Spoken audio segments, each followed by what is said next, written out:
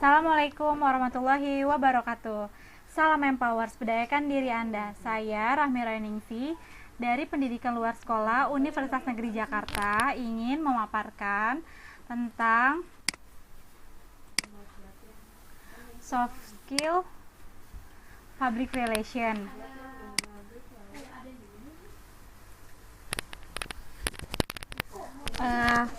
Pertama-tama, kalian udah tahu belum sih apa itu public relation?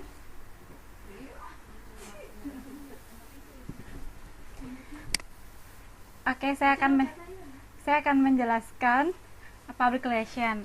Menurut Scott M. Coulthip dan Allen H.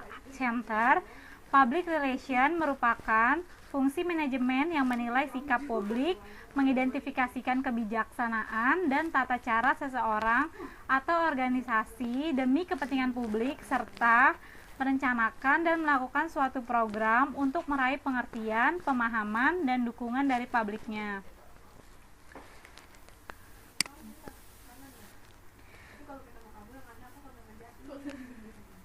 Selanjutnya, pada slide selanjutnya ada public relation menurut para ahli.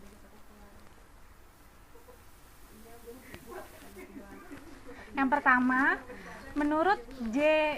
C. Seidel, seorang public relation director pada Division of Housing di New York, public relation adalah proses yang berkelanjutan dari usaha manajemen untuk memperoleh jasa baik dan pengertian daripada pelanggannya, pegawainya, dan publik pada umumnya, ke dalam mengadakan analisa dan koreksi atau perbaikan-perbaikan terhadap diri sendiri, keluar mengadakan pernyataan yang berarti menguntungkan.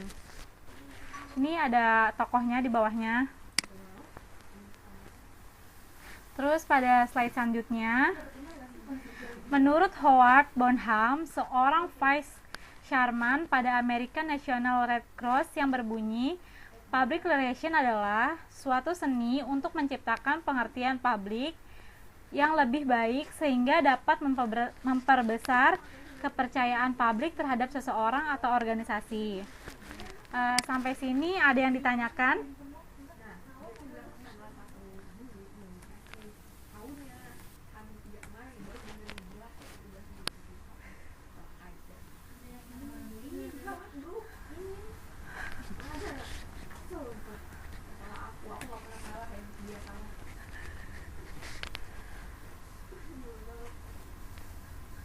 Oke, kalau nggak ada, saya lanjut pada slide selanjutnya ya.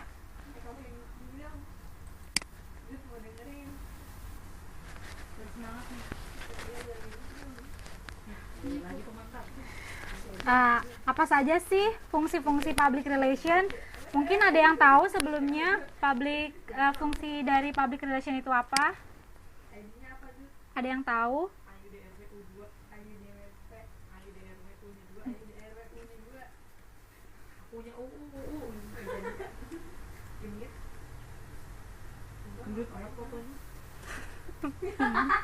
Itu sih Cynthia. Kamu ngapain bikin IG 2 baru dipakai cewek kan? Kamu apaan tuh PPL? Apa nggak masuk notif ya sis dia? Ya, betul.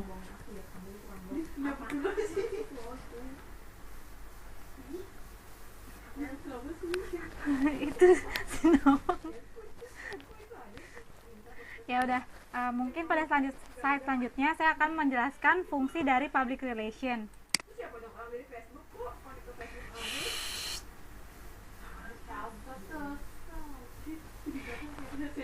Yang pertama,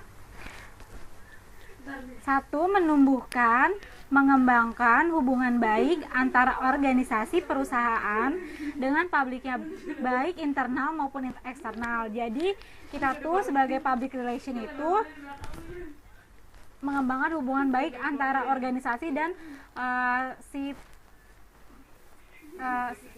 seseorang public relationnya itu. Jadi kayak kita menumbuhkan rasa solidaritasnya. Terus slide selanjutnya, menciptakan opini publik yang menguntungkan organisasi atau perusahaan. Jadi tuh kalau public relation itu tuh berfungsi untuk menguntungkan suatu perusahaannya, kayak dia harus ada feedbacknya gitu dari apa yang dia kerjakan.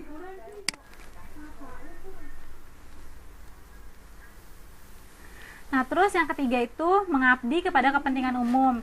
Karena kalau seorang public relation itu kan pasti ada pelanggannya kan. Jadi kayak kepentingan umumnya itu harus mementingkan apa yang diinginkan oleh pelanggan. Jadi kita nggak boleh mentingin diri sendiri terhadap kepentingan perusahaan. Kayak kita pengen menguntungkan tapi nggak mementingkan pelanggannya, itu salah banget.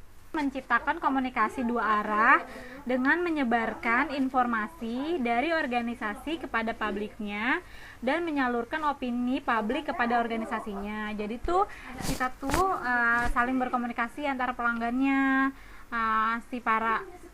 seorang public relation itu kita memberi arahan informasi apa yang ada, kita kasih tahu kepada pelanggan, dan pelanggan juga keluhannya itu harus diceritakan. Jadi kita kayak saling komunikasi gitu.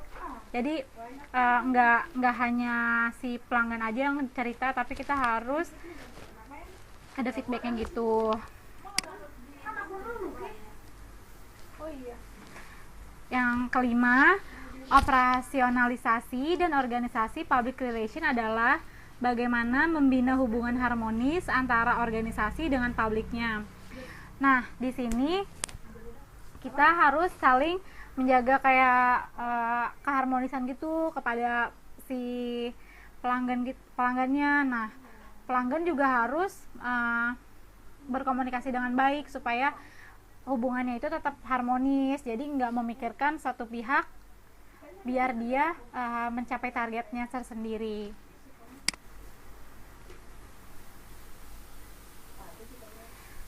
Nah, dari yang tadi saya sebutkan, mungkin ada yang ingin ditanyakan?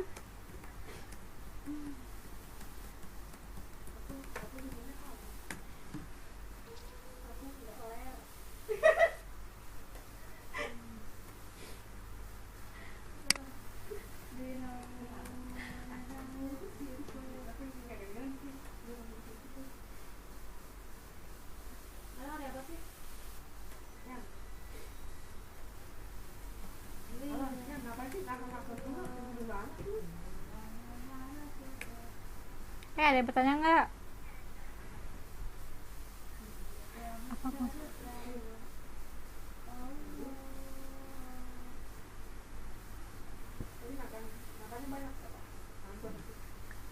Oke, Dian Nawang Cahyani, apa fungsi public relation dalam kehidupan anak muda yang masih ingin bergaul? Jadi kayak public relation itu kan kayak komunikasi gitu kan. Nah, kalau misalkan emang anak mudanya itu masih pengen bergaul, kita arahin ke pergaulan yang benar. Kita kasih tahu kalau pergaulan A itu benar, pergaulan B itu tidak benar. Nah, tinggal dianya aja kalau emang dia tetap ke pergaulan tidak benar, itu kita kasih akibat-akibat dari pergaulan ini tuh seperti ini. Sedangkan kalau si anak muda itu bergaul lebih baik, pasti ada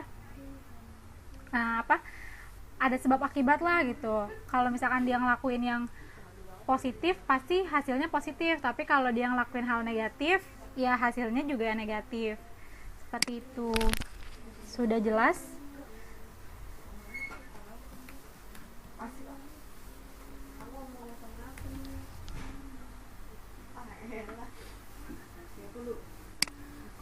Ada yang ingin bertanya lagi?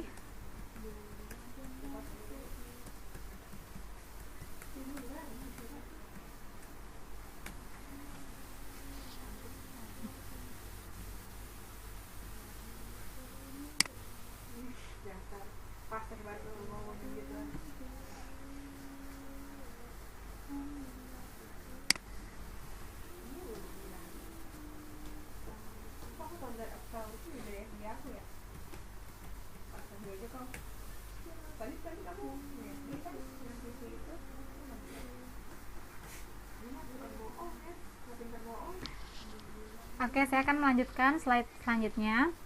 Di sini bagaimana peran utama dari seorang public relation. Mungkin yang belum tahu bisa disimak dengan baik.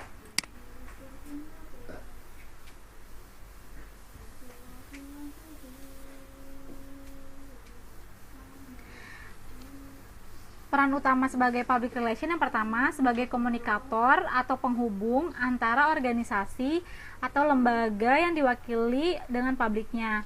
Nah, di sini tuh maksudnya kita sebagai pemberitahu informasi, sebagai media komunikasinya kepada pelanggan atau publiknya. Jadi kita ngasih tahu kita sebagai medianya untuk memberikan informasi-informasi yang cukup jelas seperti itu. Selanjutnya yang kedua, membina relationship, yaitu berupaya membina hubungan yang positif dan saling menguntungkan dengan pihak publiknya. Nah, relationship itu kan hubungan. Nah, kita tuh harus saling membina supaya hubungan positif itu kayak saling menguntungkan antara si public relation ini dengan pelanggannya. Jadi kita harus saling komunikasi dengan baik. Kita harus mengertiin apa yang dia pengen, apa yang keluhan-keluhan dari dia, dan seorang pelanggannya itu juga harus menanyakan bagaimana solusi-solusinya atau bagaimana keluhannya kayak gitu. Jadi hubungannya itu saling menguntungkan.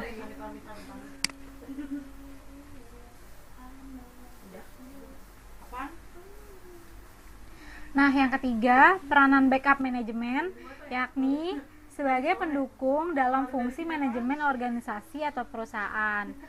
Nah, di sini setiap perusahaan itu pasti kan harus ada pendukungnya. Nah, peranan backup manajemen itu sebagai pendukung dalam fungsinya. Suatu perusahaan itu harus mempunyai manajemennya itu tersendiri supaya perusahaan itu berjalan dengan baik.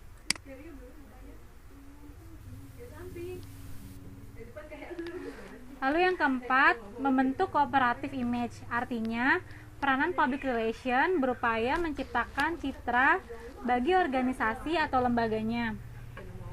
Nah, maksudnya itu menciptakan citra itu yang kayak kita itu harus baik pada kepada pelanggannya itu. Kita tuh harus memberikan suatu perilaku yang baik, yang memberikan solusinya apa yang mereka inginkan. Jadi kita harus jadi terciptalah citra dari seorang public relation itu dalam suatu perusahaan atau suatu lembaganya.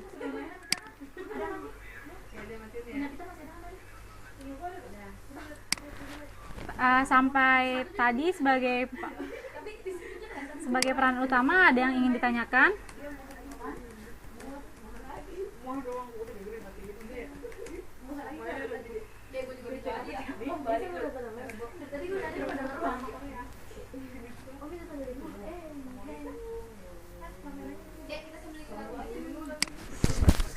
Ada yang ingin bertanya enggak?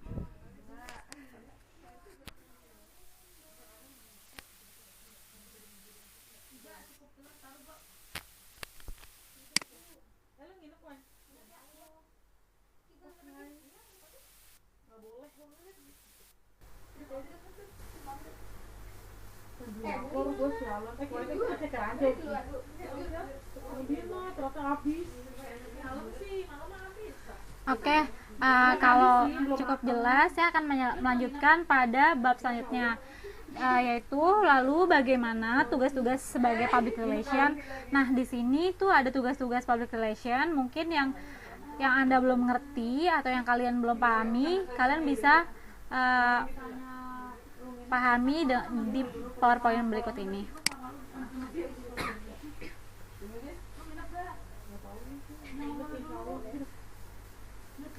Nah, pada poin pertama itu, mendidik suatu publik melalui kegiatan non-profit untuk menggunakan barang atau jasa instansinya. Nah, jadi tuh maksudnya tuh kita harus aktif dalam kegiatan non-profit seperti kayak acara-acara seminar. Kita harus ikuti acara-acara yang di luar kegiatan perusahaan. Nah, di situ tuh kan kayak menggunakan barang dan jasa instansinya tuh kayak kita tuh harus ada suatu kegiatan yang positif. Jadi si pelanggannya itu tetap mengerti apa yang dimaksud untuk kita memberitahu yang benar dalam mendidiknya gitu. Seperti itu. Oke, pada slide selanjutnya. Yang kedua, mengadakan usaha untuk mengatasi salah paham antara instansi dengan publik. Nah, kita tuh selalu ada percekcokan kan dalam setiap public relation dan pelanggannya, antara si pihak A itu tidak menerima, atau si pihak B yang kurang jelas. Nah, kita tuh harus mengadain usaha, kita tuh harus mengatasi kesalahpahaman supaya tidak adanya percekcokan dalam masalah ini. Jadi kita harus saling sebagai komunikator yang baik untuk mengasih informasi dengan yang baik supaya cukup jelas. Oke, yang ketiga, meningkatkan penjualan barang dan jasa. Nah, maksudnya ini kan tiap perusahaan itu kan pasti adalah tujuan untuk meningkatkan penjualan dan barang jasa.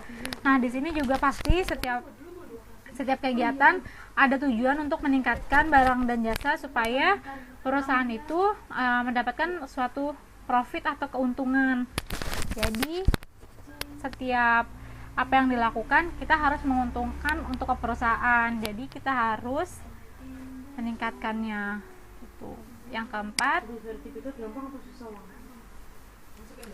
mendidik dan meningkatkan tuntutan serta kebutuhan masyarakat akan barang dan jasa yang dihasilkan oleh perusahaan. Nah, sebelum untuk mendapatkan suatu profit atau keuntungan, kita harus mendidik dengan baik.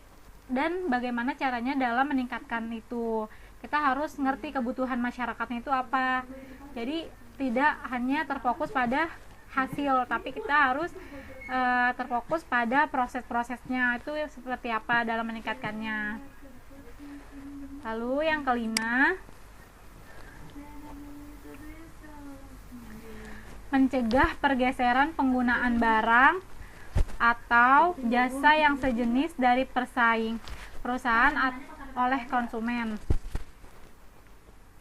Nah, dalam hal ini kan sering perusahaan satu dengan perusahaan lain itu kan ada saingan-saingan gitu. Nah, maka dari itu kita harus tetap kuat dalam visi misi kita supaya perusahaan kita itu tidak bergeser yang disusul oleh perusahaan lain. Jadi supaya itu kita tuh harus saling bekerja sama antara si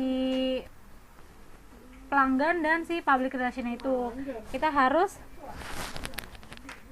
saling menguatkan satu sama lain.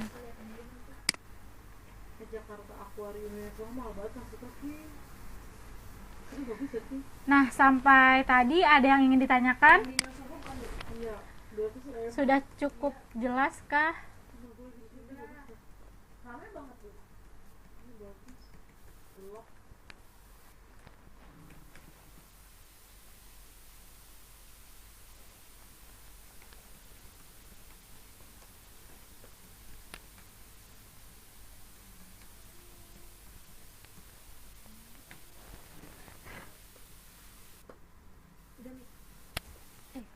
Masih 20 ini. Ya udah. Oke, kalau sudah jelas, lalu saya akan membahas pada bab selanjutnya, yaitu beberapa hal yang harus disadari oleh seorang public relation. Nah, di sini kita harus perhatikan sebagai berikut.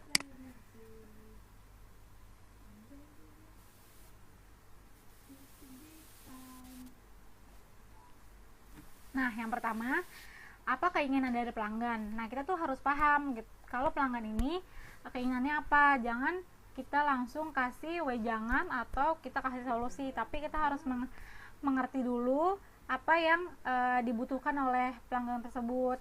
kita harus pahami, kita harus pelajari supaya tidak salah mengambil keputusannya.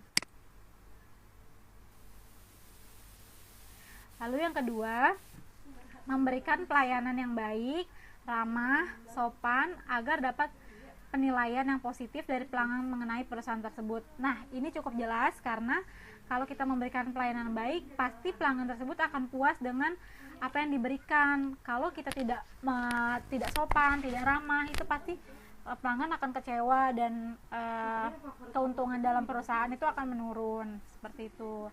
Lalu yang ketiga,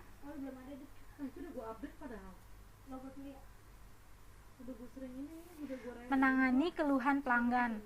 Nah, dalam hal ini pasti kan pelanggan punya kayak keluhan kan, antara masalah 1, masalah 2, masalah 3. Nah, kita harus setelah kita pelajari, kita kayak gini dalam penanganannya. Nah, kita tuh harus menanganinya itu dengan baik, dengan jelas dan tepat. Karena kalau tidak tepat, si pelanggan itu akan kecewa. Lalu yang selanjutnya, nah, bagaimana sih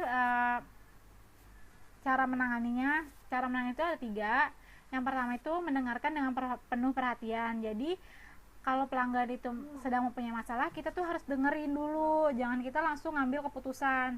Kita harus dengerin. Lalu yang kedua itu mencatat apa yang diinginkan pelanggan. Sambil dengerin, sambil pahamin, terus kita catat yang poin-poin pentingnya yang menurut dia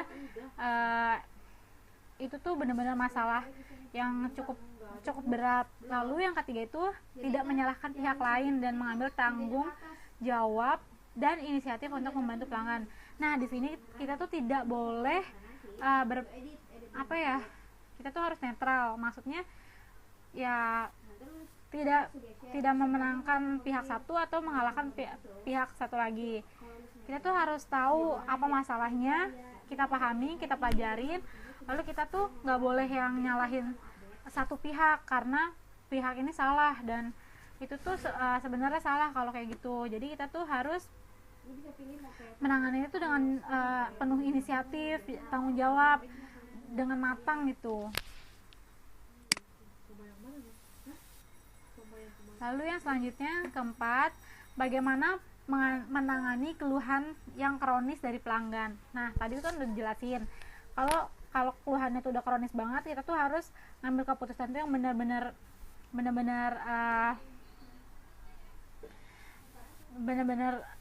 matang. Jadi kita nggak boleh menyalahkan satu sama lain. Kita tuh harus pelajari dengan baik.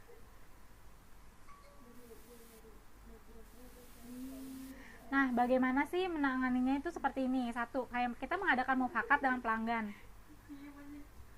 Nah, kita harus renungin dulu, kita harus sepakati dulu, kita adain pertemuan dulu, kita omongin baik-baik, ini tuh baiknya gimana, atau kita cari jalan keluarnya bersama-sama. Jadi kita sebagai public relation tidak boleh mengambil satu keputusan yang menurut kita benar, sedangkan menurut pelanggannya itu bukan merupakan jalan keluar yang baik.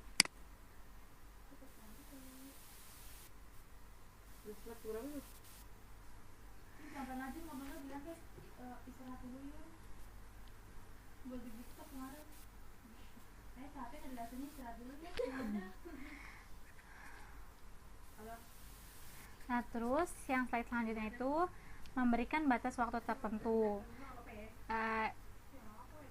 Nah, ini tuh udah jelas, kita sebagai public relation itu pasti butuh waktu untuk membutuhkan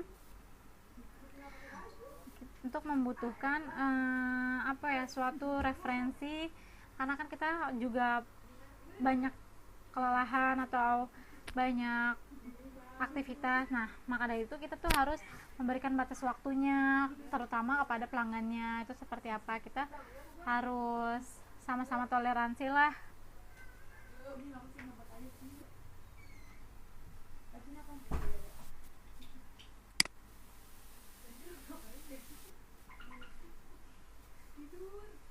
Nah, terus mengadakan waktu istirahat.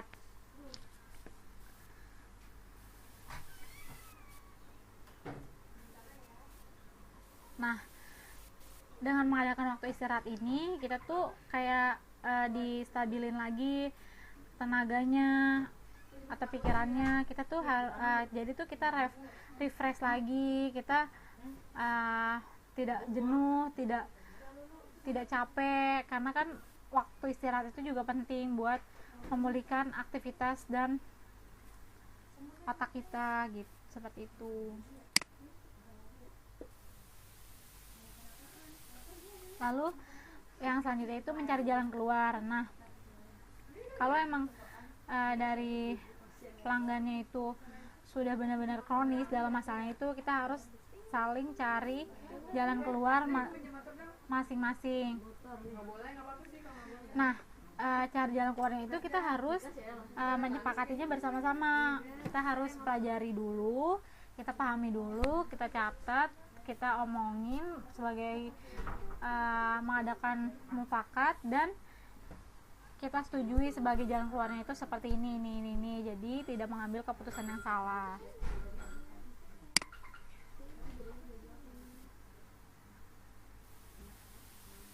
Nah, terus yang poin kelima itu bagaimana menangani kritik dan saran dari pelanggan. Karena bagaimanapun itu pasti akan dapat kritik-kritikan yang baik ataupun yang tidak baik. Itu pasti keluhan dari suatu pelanggan. Nah, bagaimana sih caranya? Sebagai berikut.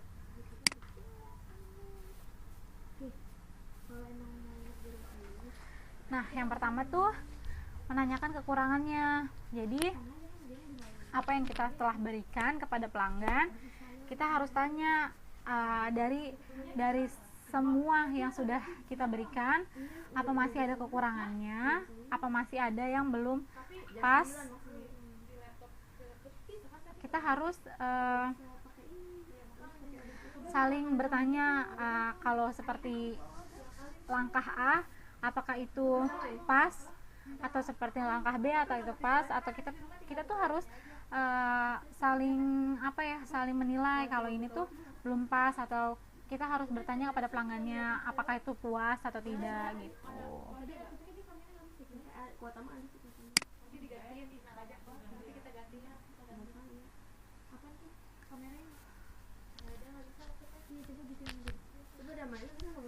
Nah, terus pada slide selanjutnya, capek. Di sini ada syarat-syarat yang harus dimiliki oleh seorang public relation.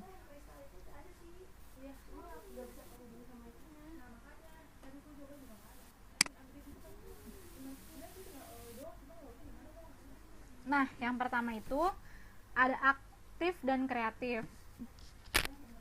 Ini cukup jelas karena sebagai public relation itu pasti kita harus aktif, karena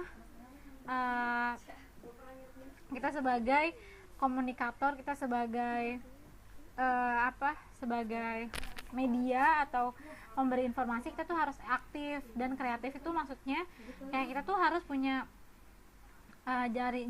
punya solusi yang baik. Kita harus menangani pelanggan itu dengan baik, dengan penuh sikap yang sopan. Kita tuh harus menghargai sebagaimana pelanggan itu gitu.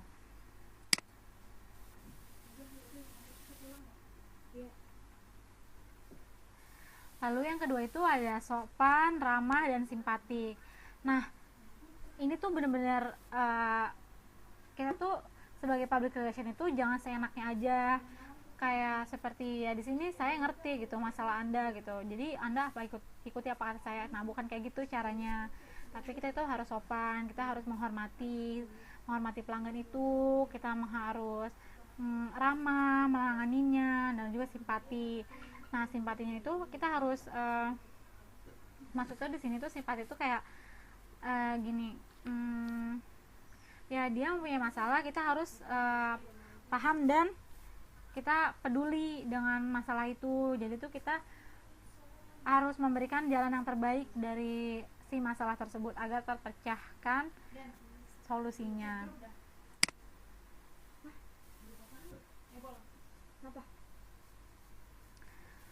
Nah, terus yang ketiga itu memiliki wawasan yang luas. Nah ini pasti ya, jelas banget. Nah itu tuh wawasan yang luas tuh kayak, kan kita namanya public relation itu pasti memberikan solusi, memberikan wejangan, memberikan yang terbaik gitu. Nah dari situ kita pasti tidak boleh main asal ngambil keputusan ceplok gitu kan, tapi kita harus punya wawasan yang luas, yang kita ngerti, yang kita pelajari. Kita harus nyari wawasan-wawasan yang lebih luas lagi agar tuh suatu pelanggan itu jelas dan terarah. Jadi itu alasannya tuh kenapa pelanggan bisa dapat percaya dengan keputusannya, karena memang seorang public relation itu wawasannya itu udah tinggi banget. Jadi kita nggak gampang terbohongi atau terbodohi. Jadi kita kayak udah percaya aja sama dia gitu.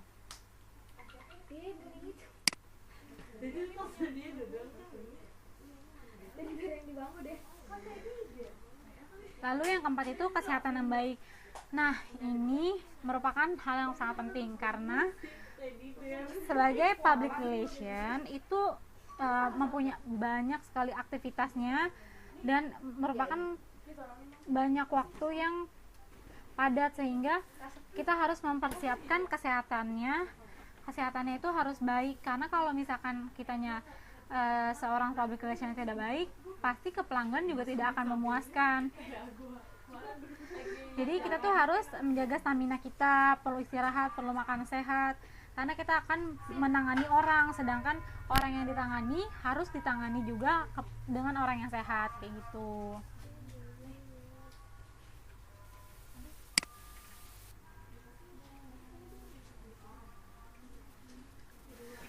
Lalu yang kelima itu ada amanah dan tanggung jawab.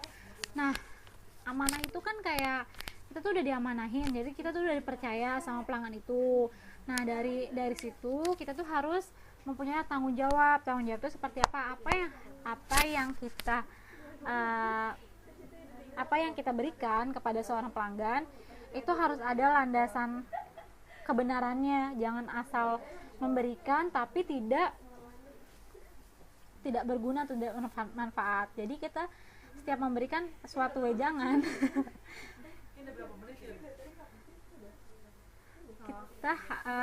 kita harus punya tanggung jawab. Jadi para pelanggan itu percaya kepada public relationnya, kalau itu tuh memang jalan terbaik dan itu tuh pasti benar gitu.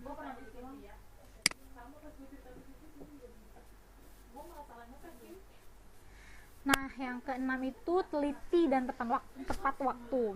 Maksudnya tuh kita tuh harus teliti apa pada permasalahan itu, dan kita tuh teliti kepada apa yang kita ambil. Kita tuh harus apa yang kita ambil, apa yang kita berikan itu harus teliti lagi apakah keputusan itu benar atau tidak, karena itu merupakan suatu tanggung jawab kita sebagai public relation. Dan tepat waktunya itu ya kalau emang kita ada kegiatan, kita harus tepat waktu, tidak boleh menunda-nunda, karena itu merupakan suatu perilaku yang tidak baik. Sebagai seorang public relation, kita tuh harus tepat waktu. Kita tunjukkan kepada pelanggan kalau itu merupakan kedisiplinan yang baik.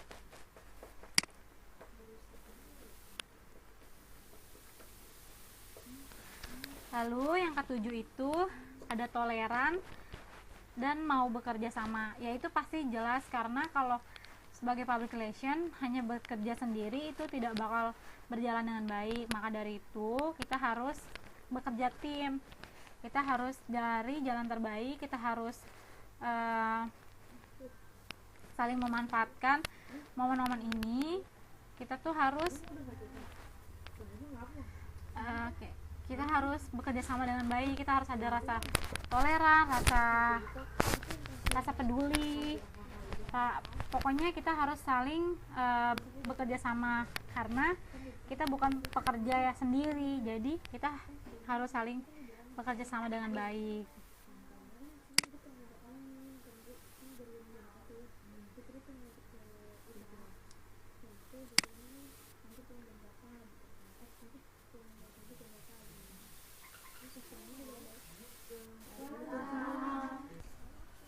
Nah, dari penjelasan ini yang telah saya paparkan tadi, apa yang ada ingin ditanyakan, silahkan tulis dalam kolom di bawah komentar ini.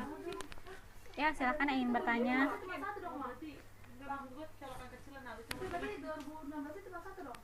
Yang satu nggak bisa dia masih aja tuh notebook itu nggak bisa tadi nggak bisa ya udah bawa notebook ganti aja ya. Dwi Rahayu Jayanti, kalau dalam public relation tidak berhasil bertoleransi bagaimana?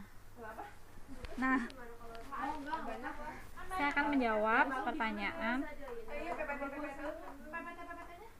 Dwi Rahayu Jayanti. Nah, saya akan menjawab pertanyaan Dwi Rahayu Jayanti. Kalau dalam public relation tidak bisa bertoleransi itu bagaimana? Nah, kan kita sebagai public relation dengan pelanggan itu kita tuh harus bermufakat. Nah, kita tuh bukan tidak bisa bertoleransi. Maksudnya kita tuh kan satu, kita tuh harus saling sebagai media komunikator, udah gitu kita harus saling sebagai dua arah. Nah, kita jelasin ke pelanggan ini baiknya atau ini jalannya seperti ini.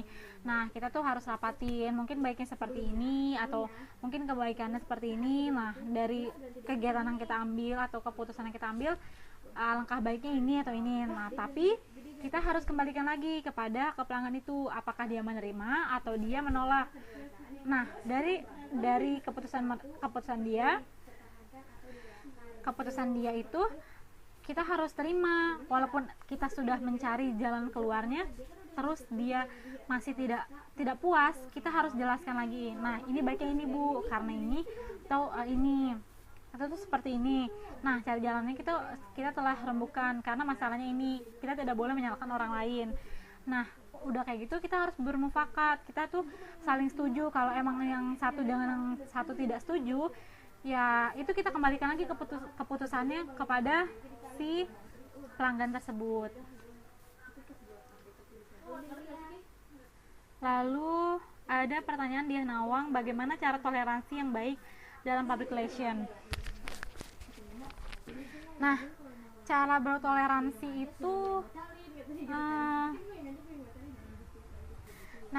maksud dari pertanyaan Nawang itu kita tuh udah kasih pilihan, kita hadapi kepada masalah, kita tahu masalahnya itu apa, kita kasih jalan keluarnya, kita kasih pilihan, kita pilih sectionnya A, B, C, D, ini kita sebagai jalan keluarnya. Nah, kalau dia cuma ingin mengambil, saya kasih jalan yang terbaik tuh hanya dua, yang A sama yang B. Menurut saya telah teliti dengan sangat jelas. Nah, tapi dia tuh masih belum puas dengan apa yang telah diberikan oleh seorang PR ini. Ya udah, kalau memang seperti itu, kita harus kasih ke dia semua keputusan. Bapak atau ibu, silahkan mau ambil keputusan apa, yang penting saya sudah mencari jalan keluarnya A, B, C, D, E. Yang terbaik itu boleh A, yang terbaik itu mungkin menurut saya A atau B, tapi semua tergantung apa yang telah dikerjakan oleh ibu gitu. Jadi seperti itu Diah Nawang. Nah, lalu ada pertanyaan dari Saskia Agustina, hubungan public relation dengan PLS itu apa Bu? Ngaruhnya apa? Nah, public relation itu kan merupakan soft skill. Nah, PLS itu kan pendidikan luar sekolah. Nah, jadi itu kita harus modal sebagai PR itu kayak kan kita sebagai hubungan masyarakat. Hubungan masyarakat itu kan pasti jelas sebagai mediator, komunikator, sebagai pemberi informasi atau segala-segalanya yang berhubungan dengan masyarakat. Nah, pendidikan luar sekolah itu kan kayak berhubungan dengan masyarakat. Jadi itu sangat berhubungan sekali, sangat jelas, karena kita tuh harus mempunyai soft skill yang kuat di dalam bidang PR ini, karena kita tuh bakal terjun langsung kepada kepada masyarakat tersebut gitu. Jadi kita harus tahu bagaimana cara memberikan solusi kepada masyarakatnya, atau kita harus mengerti kebutuhan masyarakat itu seperti apa. Lalu pertanyaan dari Cynthia Ayu Putri, bisa tolong jelaskan slide ke-17?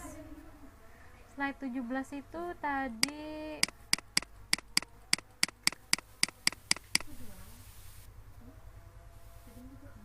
sebentar.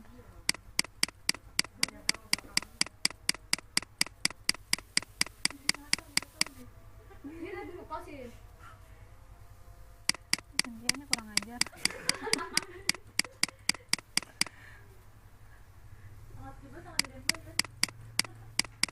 Slide ke-17 itu yang mana ya? Sebentar ya Cynthia ya.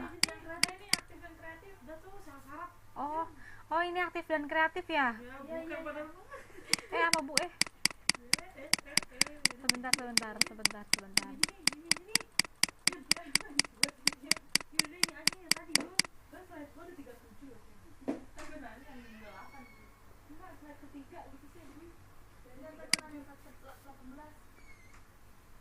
Ini yang tadi tuh cara menangani kritik saran, kritik rosak ya iya.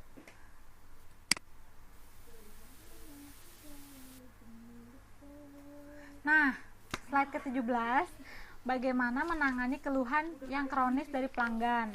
Mungkin tadi Cynthia tidak mendengarkan atau kurang paham dari slide ini. Nih, saya akan menjelaskan lagi kepada saudara Cynthia, mohon diperhatikan.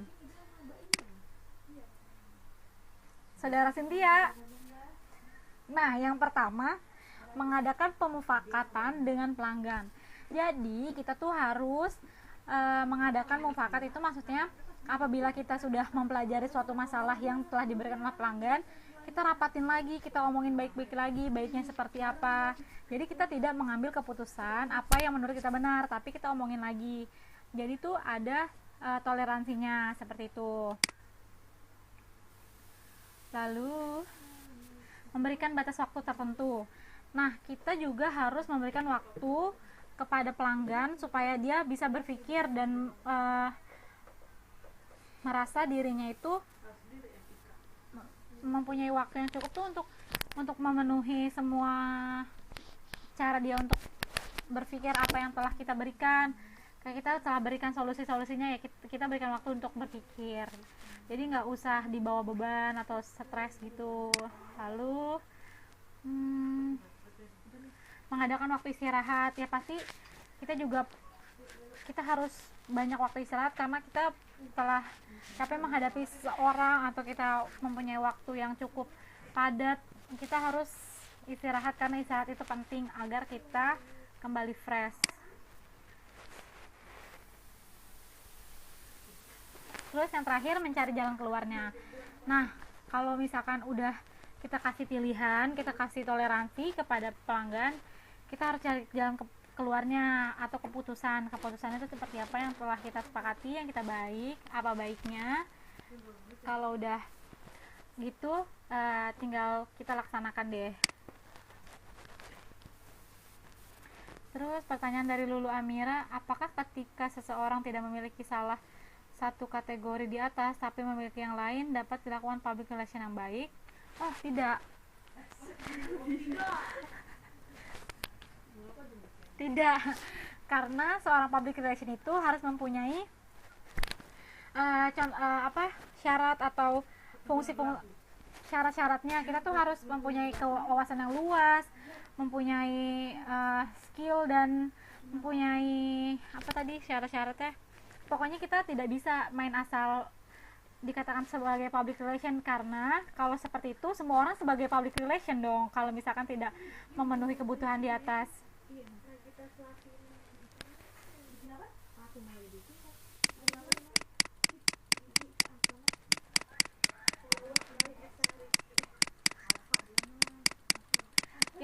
teman-teman. Mungkin cukup jelas apa yang telah saya sampaikan pada kesempatan kali ini. Semoga apa yang saya berikan sangat bermanfaat untuk teman-teman.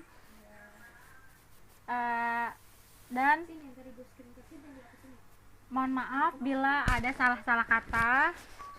Semoga ilmu yang saya berikan itu bermanfaat. Kurang lebihnya mohon maaf. Wassalamualaikum warahmatullahi wabarakatuh.